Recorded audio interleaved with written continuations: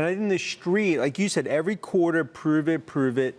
This revolution is just starting, but it all starts with NVIDIA.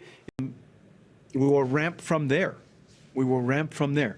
The demand for Blackwell far exceeds its supply, of course, in the beginning. All of our checks are showing Street is still underestimating this acceleration. Because right now, the only game in town is Jensen. And really, if you look what NVIDIA is doing, especially from chips coming forward, this enterprise demand is just... They recognize that their country's knowledge, their country's data, digital data, is also their natural resource. Not just the land they're sitting on, not just the air above them, but they realize now that their digital knowledge is part of their natural and national resource. And you talk about AI in terms of some of the hype. Look what we saw from the hyperscalers. Amazon, Google, Microsoft, what Nadella talked about, what Lisa Su and AMD, the Messi of AI, Palantir, in terms of the use cases. It's showing that now the second, third, fourth derivatives are just starting to play out. So when I look at what the godfather of AI, Jensen and NVIDIA are doing, we're talking about transformation. I believe a year from now, this is a $4 trillion market cap along with Apple and Microsoft. That's the most important thing. Because remember, it's not just about NVIDIA. It's about the multiplier. It's about the revolution, the $1 trillion of CapEx. For every dollar spent on an NVIDIA chip, there's an 8 to 10 multiplier across the rest of tech.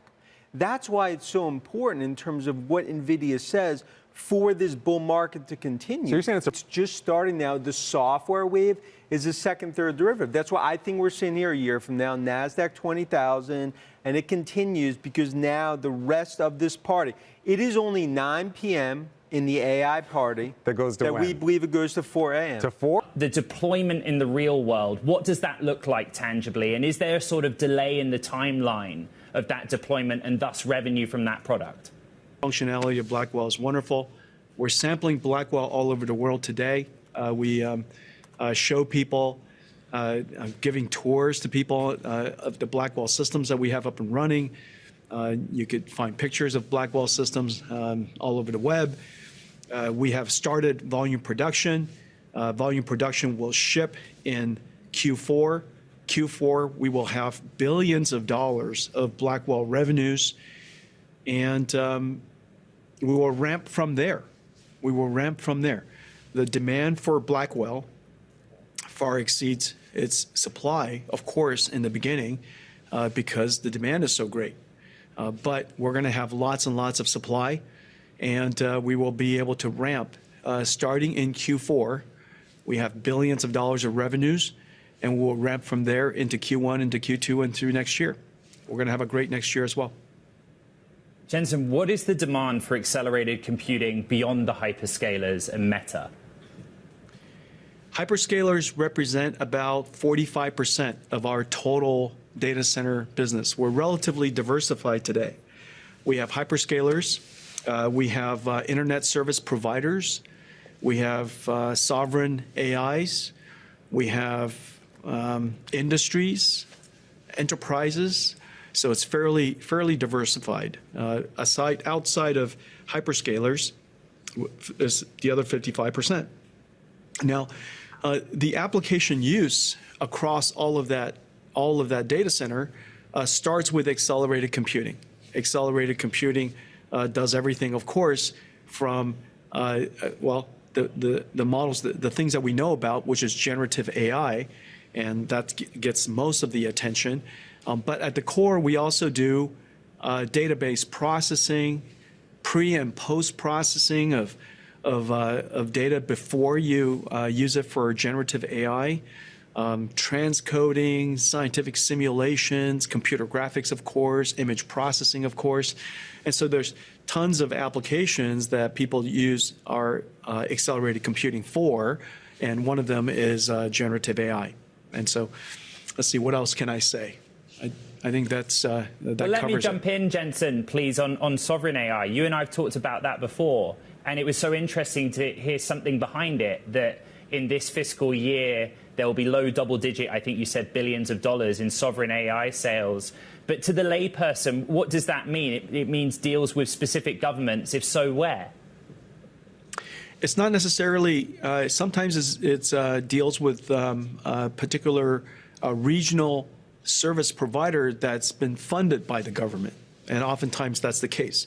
In the case of Japan, for example, the Japanese government came out and offered subsidies of a couple $1 billion, I think, for several different internet companies and telcos to be able to fund their AI infrastructure.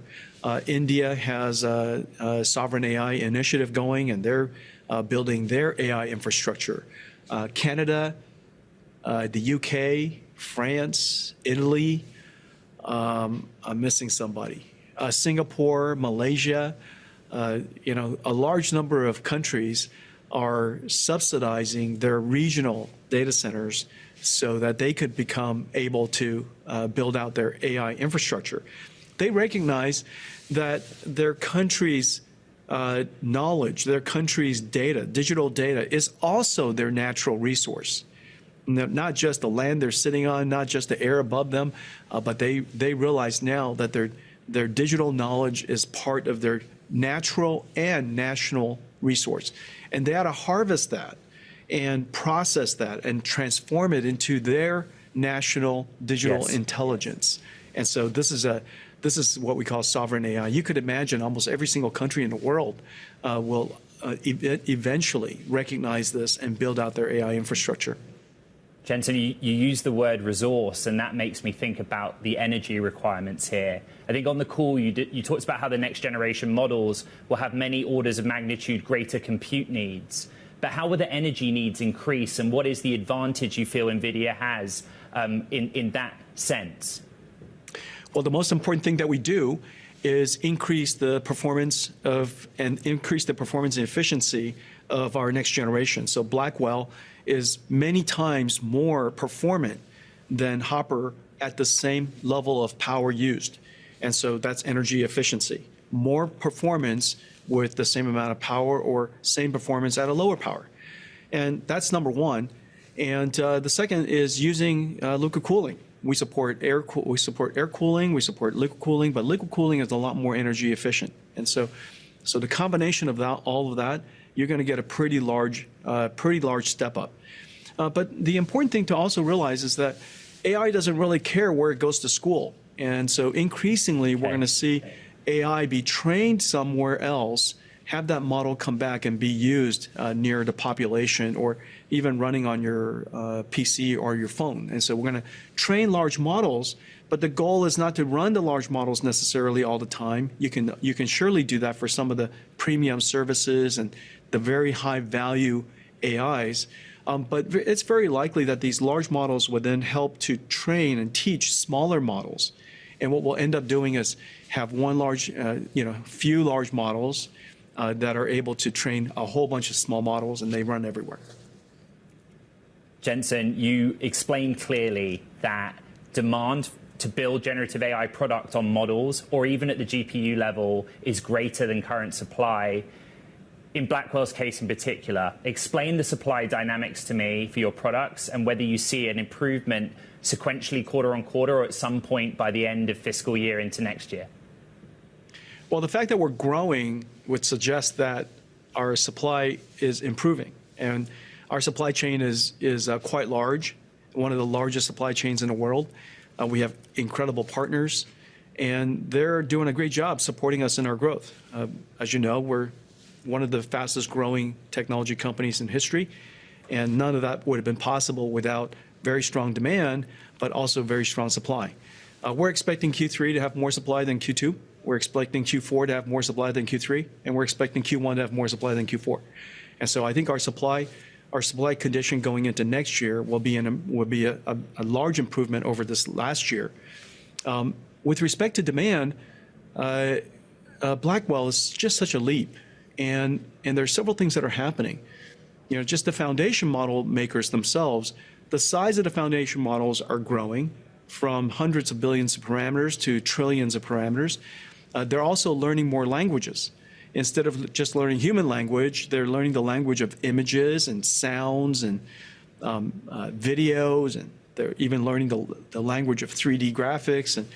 And whenever they are able to learn these languages, they can understand what they see, but they can also generate what they're asked to generate. And so they're learning the language of proteins and chemicals and physics. It could be fluids and it could be particle physics. And so they're learning all kinds of different languages, or learn the meaning of what we call modalities, but basically learning languages. And so these models are growing in size. They're learning from more data, and there are more model makers than there was a year ago. And so the number of model makers have grown substantially because of all these different modalities. And so that's just one, just the frontier model, the foundation model makers themselves have really grown tremendously. And then the generative AI market has really diversified, beyond the internet service makers to startups, and now enterprises are jumping in, and different countries are jumping in. So the demand is really growing. Jensen, I'm sorry to cut you off. I will lose your time soon. You've also diversified. And when I said to our audience you were coming on, I got so many questions. Probably the most common one is, what is NVIDIA? We talked about you as a systems vendor, but so many points on NVIDIA GPU cloud. And I want to ask finally, do you have plans to become literally a cloud compute provider? No. Our GPU cloud was designed to be the best version of NVIDIA cloud that's built within each cloud. NVIDIA DGX cloud is built inside GCP, inside Azure, inside AWS, inside OCI. And so we build our clouds within theirs so that we can implement our best version of our cloud, work with them to make that cloud, that infrastructure, that AI infrastructure, the NVIDIA infrastructure, as performant, as great TCO as possible. And so that strategy has worked incredibly well. And of course, we are large consumers of it because we create a lot of AI ourselves, because our chips aren't possible to design without AI, our software is not possible to write without AI. And so we use it ourselves, tremendous amount of it. Self-driving cars, the general robotics work that we're doing, the Omniverse work that we're doing. So we're using the DGX cloud for ourselves. We also use it for an AI foundry. We make AI models for companies that would like to have expertise in doing so. And so we are AI, we're a foundry for AI, like TSMC is a foundry for our chips. And so there are three fundamental reasons why we do it. One is to have the best version of NVIDIA inside all the clouds. Two, because we're a large consumer ourselves. And third, because we use it for AI foundry to help every other company. Is outside the White House and actually caught up today with Jensen Huang just moments ago. Megan? Hey, Scott, that's exactly right. So we've been here just outside the White House all morning because there was a meeting this morning between the Biden administration and top tech leaders on AI. We saw Sam Altman of OpenAI. We expected Ruth Porat of Google, Dario Amodei of Anthropic, Brad Smith of Microsoft. We're all here. And then we caught up with Jensen Huang of NVIDIA, as you mentioned. We got to talk with him for a few minutes about the 2024 election, about that meeting, about AI, and his thoughts on all of it. We have the tape here for you. Let's listen in. What can you tell us about the meeting today? Well, we're talking about energy, about this new industry called AI factories and artificial intelligence. And obviously, we're at the beginning of a new industrial revolution.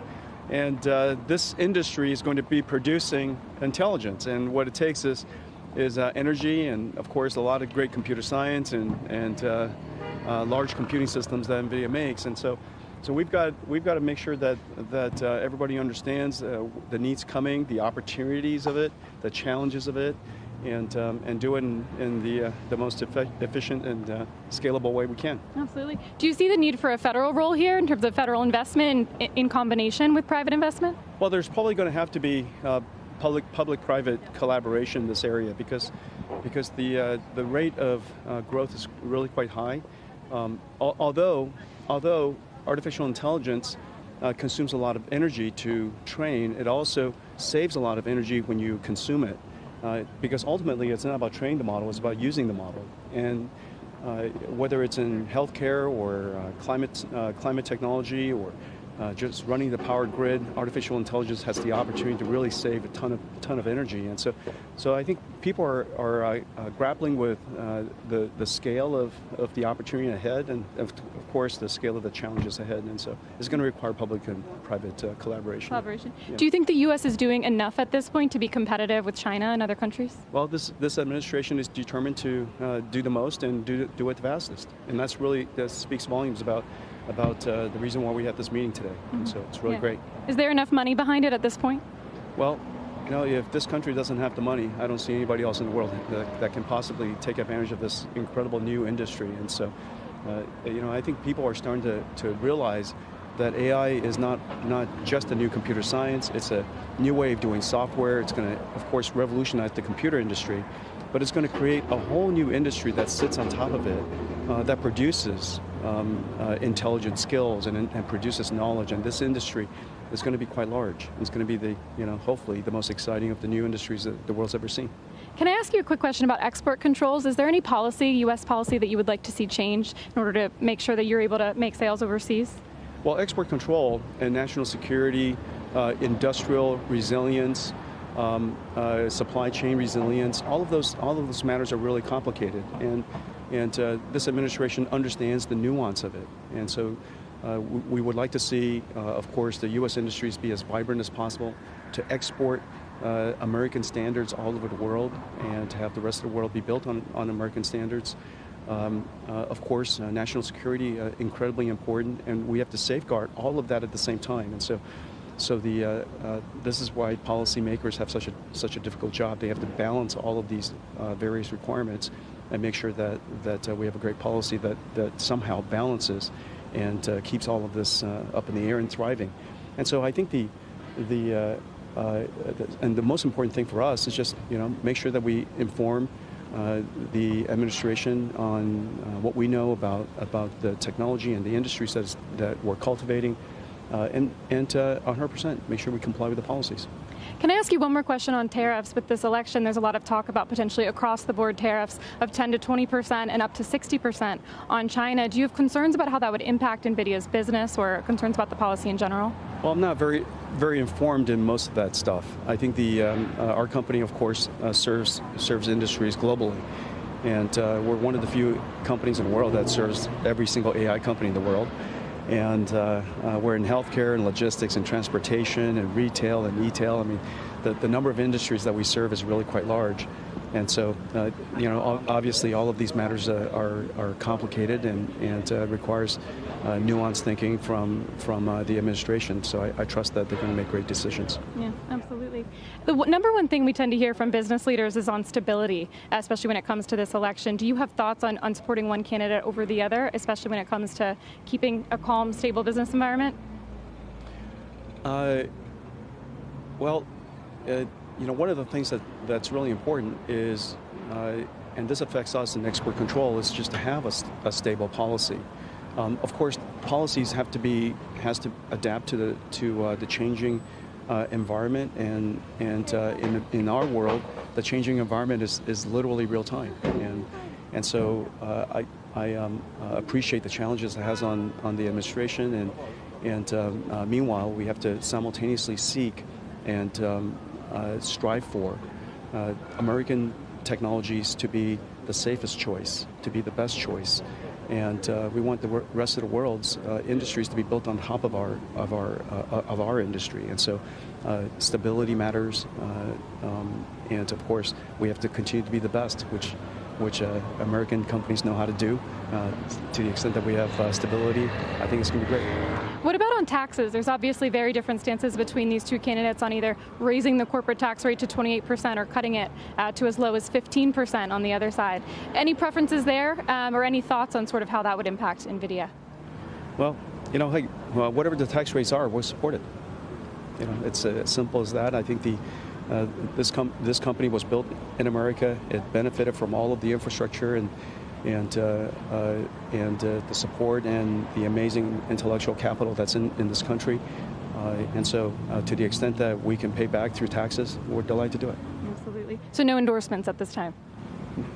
we're focused on building our company, building our technology, and supporting whatever administration is here. Absolutely. Anything you can tell us about what's next for NVIDIA? Well, we're in the process of going into our starting the production of our new generation called Blackwell. Every single generation, we try to increase the performance tremendously. And when we introduce new generations and the performance is 3-4 times higher, we're essentially reducing the cost of computing and reducing the cost of artificial intelligence by the same factor. And so each generation reduces energy consumption, increases performance, reduces cost. And so we're in a hurry to get to Blackwell. We're in full volume production of Blackwell, and every company in the world is chomping at the bit, for us to ship it to them. Hey, Scott, so you heard it all there. A lot of details to sift through on policy. He spoke about the need for a public-private cooperation when it comes to building out AI. Didn't want to make commitments when it comes to the 2024 election, but said they would support whatever corporate tax policy was out there. He spoke about the need for stability, especially when it comes to export controls, wanting to see stability with whatever administration comes next. So I'll let you guys sift through it, but a lot there from Jensen Huang.